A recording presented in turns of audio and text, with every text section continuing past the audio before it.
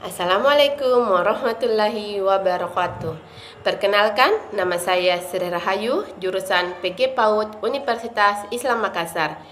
Pada video kali ini, saya akan membahas tentang cara mendeteksi permasalahan anak usia dini dan faktor-faktor yang mempengaruhi permasalahan anak usia dini. Yang pertama, cara mendeteksi permasalahan anak usia dini. Ada berbagai macam cara untuk mendeteksi permasalahan usia dini dapat kita lihat dari segi fisik. Yang pertama, masalah motorik. Yang kedua, kekurangan gizi. Yang ketiga, gangguan panca indera. Yang keempat, penyakit. Yang kelima, cacat tubuh. Keenam, mengompol. Ketujuh, gangguan berbahasa. Kedelapan, hiperaktif. Dan kesembilan, kegemukan. Dari masalah-masalah fisik tersebut dapat kita uraikan masalah-masalah itu. Yang pertama, dari segi fisik motorik. Masalah motorik anak dapat dibagi menjadi dua, yaitu motorik kasar dan halus. Motorik kasar merupakan keterampilan gerakan tubuh yang membutuhkan otot besar. Contoh, kemampuan duduk, menendang, berlari, dan naik turun tangga. Sedangkan motorik halus adalah kemampuan yang berhubungan dengan keterampilan fisik yang melibatkan otot kecil dan koordinasi mata tangan. Contohnya, menggenggam pensil, menjiplak bentuk, menggunting, menempel, dan melipat. Kedua, kekurangan gizi. Ketika anak kekurangan gizi, hal tersebut dapat mempengaruhi produksi tenaganya, pertahanan tubuh, dan struktur, serta fungsi otak juga perilakunya. Ketiga, gangguan panca indera. Masalah penglihatan yang biasa terjadi pada anak usia dini biasanya adalah kesulitan dalam mengelompokkan benda berdasarkan warna, bentuk, dan ukurannya. Yang keempat, penyakit.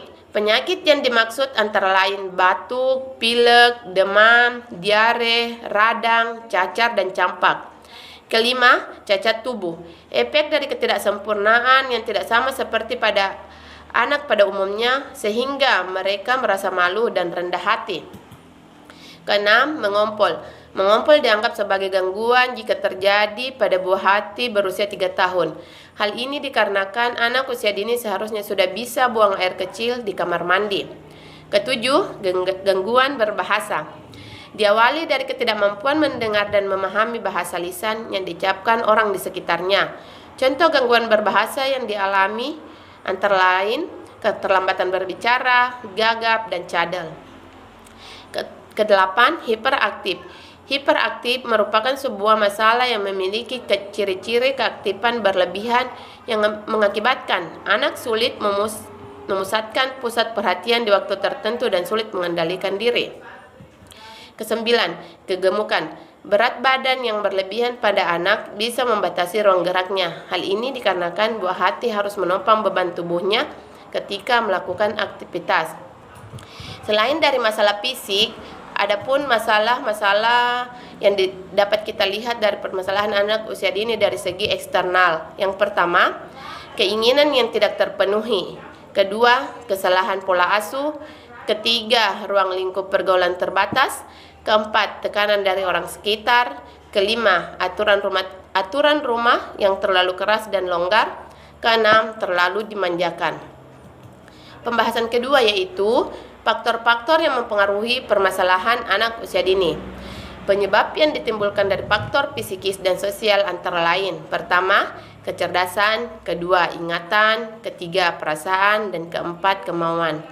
Selain dari faktor psikis dan sosial, adapun faktor lain yang mempengaruhi permasalahan anak usia dini. Yang pertama, faktor lingkungan. Faktor ini sangat berpengaruh terhadap pendidikan anak usia dini. Yang dimaksud faktor lingkungan di sini ialah berupa lingkungan fisik yang ada di PAUD, seperti halnya adanya suara, cahaya, suhu, dan desain. Kedua, faktor sosial. Faktor ini sangat berpengaruh dalam perkembangan kecakapan sosial anak. Di dalam kondisi sosial ini, anak akan belajar bagaimana bekerja sama, berinteraksi, sehingga anak akan belajar menghargai orang lain. Ketiga, faktor emosi, yaitu emosional yang mempengaruhi anak belajar. Emosional di sini berkaitan dengan motivasi anak dalam belajar.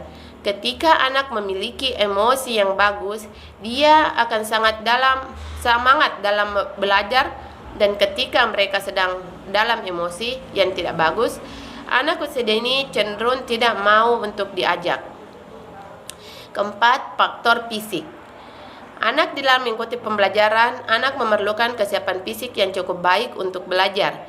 Kesiapan fisik yang dimaksud di sini adalah berkaitan dengan kondisi anak, yang berkaitan dengan makan minum, istirahat, kecukupan waktu tidur, dan aktivitas yang dilakukan. Itulah yang sempat saya paparkan dalam video